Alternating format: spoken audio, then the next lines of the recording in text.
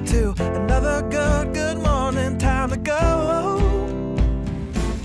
Oh, we are all looking for adventure. We are all looking for adventure. We are all Welcome back to the 3x5 Love Podcast. On this podcast, we talk about mindset, mindfulness, productivity, everything personal development. Last week, I spoke about goal setting, kind of what I do for goal setting. If you haven't checked that one out, take a look or listen at last week's 2 weeks ago episode. And today we did a little restorative yoga. I surprised Jessie with a little day sesh. We have a day date going on today. The kids are at my parents' hanging out. So it felt really, really good. So I think I'm a better yoga-er than you. What? A yogi. That's very false. But fun fact is I used to actually teach a restorative yoga class. If you've never checked out restorative yoga, it is like a nap for your mind, body, soul. You have props and you get to, rest in poses, and it's very little movement and a lot more just like stretching and holding poses. But there was beautiful music. It was like heated. Amazing. It's been a long time since I've gone to a studio because I've been doing my yoga practice at home since COVID, and it felt so good. Yes, it did. So good. Yes, it did. I decided to carry a 40-pound sandbag up and down a hill for 2.5 hours yesterday. So I needed some restoration in my body. Again, Brian's like, I need to do something to suffer. So this is where we're at with him. So he wants to suffer. I want to go to restorative yoga. So it's a balance. We're like yin and yang. Here we go. So this week, we are talking about nurturing your friendships. This was a topic that we've talked about quite a bit. This has been a growth edge for me and something for over the last 2 years that I've really been focusing on. I felt like when my kiddos were young that I had kind of slipped a little bit with some of my, and all of my friends did, because we were all kind of in the trenches with family and work responsibilities. And it's really easy to fall into the like, hey, just like a surface level text every once in a while, but not really hone in on, connecting in a deeper way. So that has been something for me in the last 2 years. And I really do feel like when I am connected with my people, I am a better version of myself. And I think you can agree. Brian makes fun of me because he thinks my social calendar is a little excessive. But her goal is to get more connected, and she succeeded at her goal. I'll just say that. Well, because unfortunately, most of the times for us to connect are usually during the weekdays and like at night, going out for dinner or just like grabbing a quick drink. And so, it's been busier recently, which is great. And, all right, go ahead. Okay, continue. sorry, I digressed. But this idea, I don't think people recognize the importance of this pillar in health. Like we talk about diet, nutrition, and sleep. And I think, we know that relationships are important, but just like anything else, it's not going to work. Like you have to work at your relationships, just like you have to work at every other health pillar. And it's not something that just like shows up for you. You have to manifest it and really put some intention behind it. Human beings are not meant to be alone. Like we were not wired that way. If you look at evolution and history and how we've evolved as a human race, like if you go back, we were much more secure in our community type connection. We shared meals together. Mm-hmm. We sat around a campfire and shared stories together. We sang songs together. We raised our children in a community together so that you had this network and support system that was really there for you. I feel like our mentality and our generation's mentality is very much like we're in this alone. We just get so hyper focused on our family units that we forget that there's other people who are willing to help and support. And it's really hard to ask for help. But I think when you nourish your relationships, you create these networks that are there for you in those scenarios. Looking at some research and going back to just why we should focus on this. I know that there was a statistic from the Mental Health Foundation that talked about this epidemic of loneliness. And the one thing that stuck out to me when I saw the statistic was that the set of people who are the loneliest at the moment are people from ages 18 to 34. Yeah. Which is surprising because I think that age group, 18 to 34, you would think that they have like a robust social life because they're still kind of going out and it's like those, early college years, after college years. But I think for now, those are surface level drinking buddy type relationships. And a lot of their interaction comes from social media and comes from text messaging. And so it's not these deep seated conversations where they feel like they can be vulnerable and heard and share that emotional intelligence with another human being. And so they actually compared it that they're much more lonely than people over 55. So that obviously deserves a little bit more digging into about why that age group 55 is able to have a better sense of community. But I think focusing on the idea that social isolation is toxic, and there's health benefits to it. They talked about people who have the fewest social ties were 3 times more likely to die prematurely. That's wild. I know. Yeah. And it also, being lonely means you're 30% more likely to have a stroke or a heart attack. So this isn't just like, loneliness literally is a physical symptom. It's a physical feeling that you need to kind of overcome.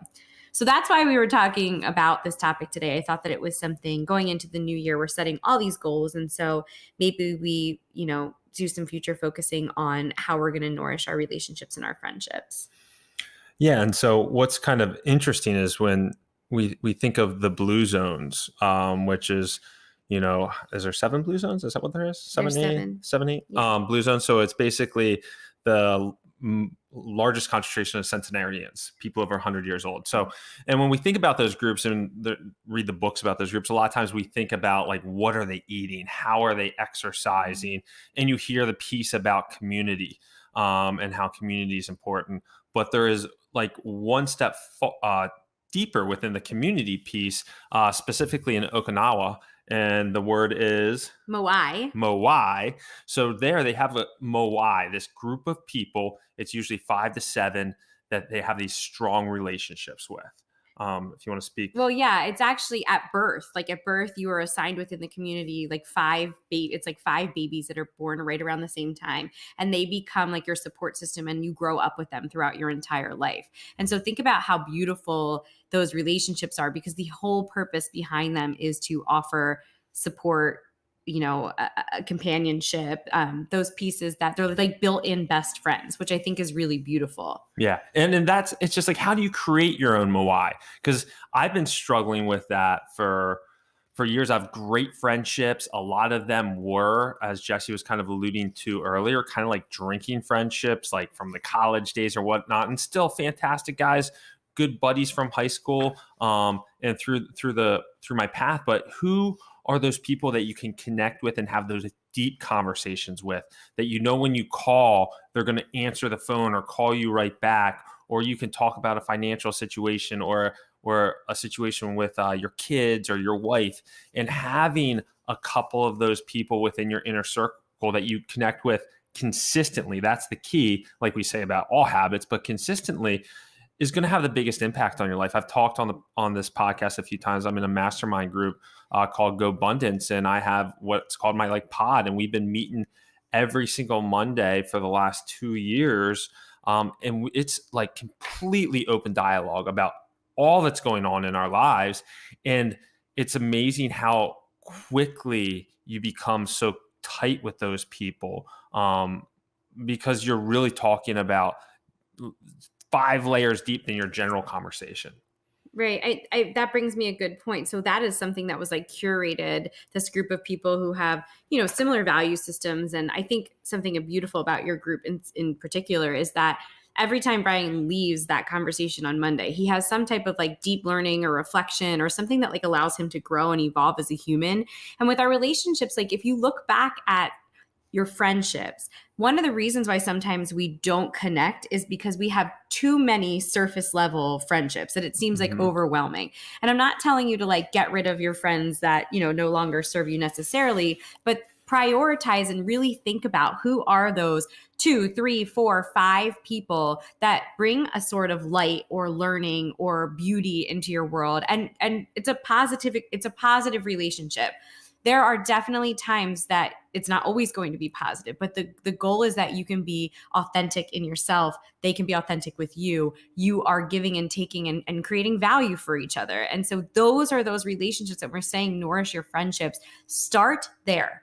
Start with those people. Yeah. And instead of texting them once a month, make it a point to have a touch point with each one of those each week, right? So you can call the person or write an email or write a letter, or you can text them and say hi, but don't just say like video message. I'm big on the video message. Yeah, he's huge on video messages. There's an app called Marco Polo that him and his buddies are always on. But just that idea of like asking something not like that's a rhetorical question, like something you want an answer to, so that you're stimulating a conversation that goes deeper than just like, hey, I was thinking about you, and then not expecting like a response in return.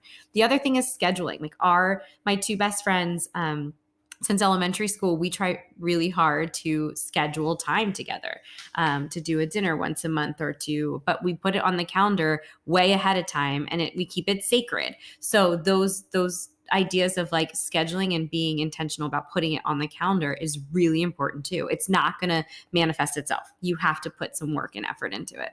Yeah. And there's so many, and obviously speaking from the male, like I think men as they get older do a worse job than women of staying connected or with old relationships. And if you're struggling with your current friendships, I mean, there's so many groups out there. I mean, there's phenomenal like dad groups, like, where, and if anybody's interested, email me. I can connect you with a few different dad groups where they talk about parenting and financials and, being a better husband on all of those things. I mean, they have like, groups where it's dads with businesses. And so there's all these like little micro groups within a bigger group that when you start talking to these guys and you open up, you're like, wow, this is a genuine friendship that's just going beyond like what happened in the NFL this weekend. Mm-hmm. And it could really open up some doors to connections that you may have never had in your life. Yeah. So if you're looking for new relationships because maybe your other relationships that you currently have aren't serving you, or maybe you've moved to a new area, or you're just like trying to find your people, that's a great point. Like trying to find like a small knit community that has a similar interest. But one thing that I read in Dr. Rangan Chatterjee's book, The Stress Solution, he talked about the idea of like becoming a regular, which I really, really love this idea, because it's the idea of like going to a place or participating in an activity around the same time every, day or once, whatever it is. Like on Tuesdays at 9, I'm going to go to this yoga class, because people are habitual. And sometimes you'll see that those same people are going to go, or go to a coffee shop to work from 9 to 10 on a Tuesday or a Monday, whatever it is. But those routine times that you are a regular at a place, maybe it's a sports league, maybe it's like a book club, maybe it's you go to brunch somewhere, but whatever it is, make it consistent at that time, because you'll start to see similar people. For me, it was tennis. I've met amazing friends through playing tennis, or when I did my yoga teacher training, I met great friends through that. And so doing something you love, being consistent with it, you're going to meet people who also have that same consistency and love for whatever you're doing. Oh yeah. Because I mean, if you show up 3 times and you kind of start catching eyes with someone that's there at the same time you are, like in the coffee shop, I bet you by week 5 you're talking. And then by week 10, maybe you're sitting down and having coffee with them. And then the next year you're hanging out at their house. So I agree with you. I think becoming regular is a great way to foster those relationships. Well, thank you, Bryan. Yes. I appreciate yes. that You're welcome. So every once in a while. This is just something that, I mean, and even like when we talk about relationships, we're talking about friendships specifically right now. We've talked about relationships, in the past, but the same focus that you put on your relationship with your spouse, like you need to have that same intentionality with friendships too. Like you need to prioritize it. You need to make time to see each other. We're doing a date day. We're trying to do, 2 a month is our goal. And so that would be something that you could also set for that group of friendships. Once a month, we're going to see each other, and then prioritize it and put it on the calendar. Yeah. So Moai, I thought it was a great concept. And it's obviously like when you're thinking about longevity and thinking about living a healthy life, it's just not what you're putting in your body. It's also who you're communicating with and doing it on a regular basis. So yeah. All right. Enjoy your week, guys. Until next week. Take care. Peace. See ya. We are all